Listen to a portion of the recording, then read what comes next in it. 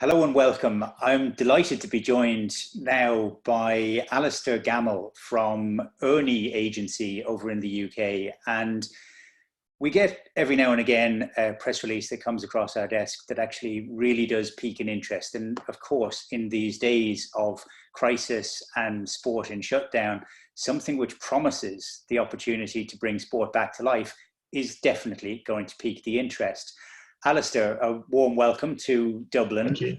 Tell us a little about this idea that you have now of working with technology to potentially open up sport. Yeah, well, great. Thanks for having me. So broadly speaking, we're a creative agency, media agency that work in sport. And a couple of weeks back, I was in contact with an old friend I play cricket with, actually, who runs a company that works in AI technology and cameras, and they have repivoted their business to thermal screening cameras, and had recently run a test in Shanghai airport where they had effectively thermally screened over 1 million passengers to be able to find and detect COVID-19 symptoms. So I said to him, well, look, that's brilliant, but how could that work for sport? Because for me, sport is a lot of what I do day in, day out. And over the last few weeks, we have kind of worked on creating a proposition for sports events rights holders, where he would give the technology and the equipment at cost, so for free, and ourselves and a couple of partner agencies we work with would give our time for free as a pro bono. And effectively, what we want to do is offer a solution to sports to allow them to put this technology in as and when things return to normal, to allow them to screen their event goers or their attendees to be able to safeguard against the spread of the virus and obviously provide a secure and practical solution to getting the sport back on sort of normal terms.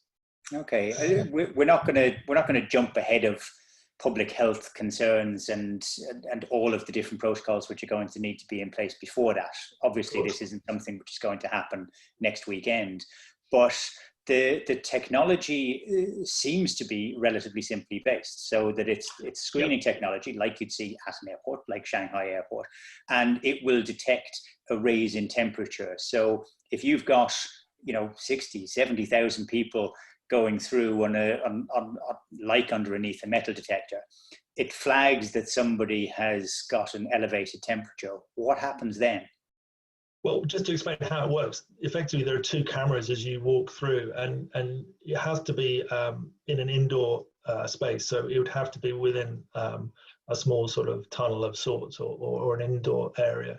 And one will basically detect the face and the head and recognize the person. The other one will detect the temperature. And the idea really is to work alongside the existing security and organizational arrangements of the venue. It's very much around an operational requirement, so we would expect it to be very well informed to the people coming to the events that this screening is taking place, and it certainly wouldn't, in our expectation, be anything more than somebody being asked to come to one side. Typically what the process is that they are asked to do it again after 10 minutes just to check that it wasn't an anomaly. So they go back through the camera screening. If they do have an elevated temperature and showing obviously signs of a temperature, then they're asked to seek either medical advice or obviously just not come into the stadium itself. So the idea being is that this happens prior to actually being in contact with large numbers of people. Okay, and in terms of throughput, again, an airport has got staggered crowds of people coming through and flights departing, on the hour, on the 5 minute spell.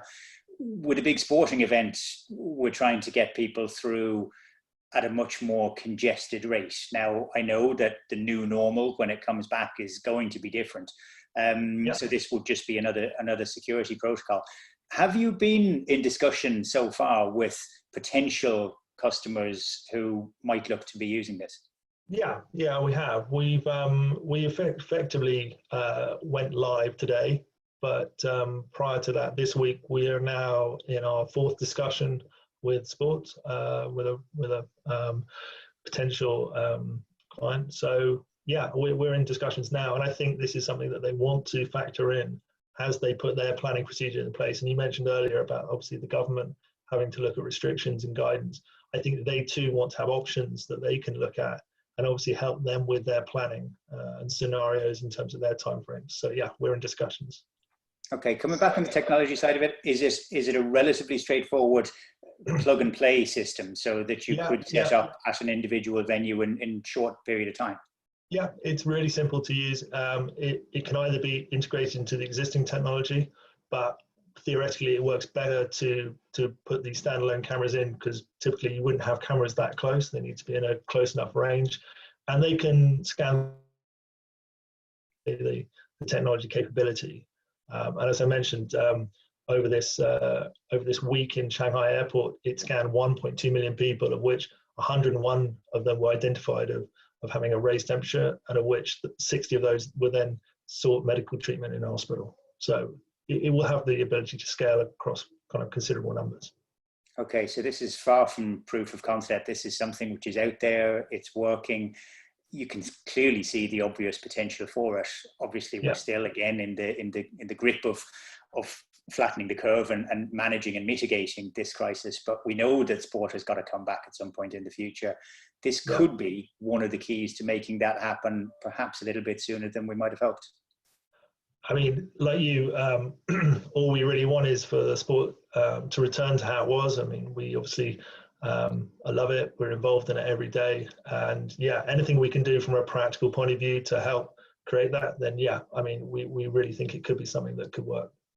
Brilliant. Well, again, thanks for reaching out to us to tell us about this, and the very best of luck with it. I'm hopefully going to end up walking underneath one of those cameras which have been provided at some point in 2020. And with that, I'd just say thanks very much to Alistair Gammell. Earnie is your agency, Amco, the company that's got the technology behind it, and you're working with another agency as well, Revolution and Moonshot. So thanks to all of you for doing what you're doing, and the best of luck. Thanks for your time. Thanks, Rob.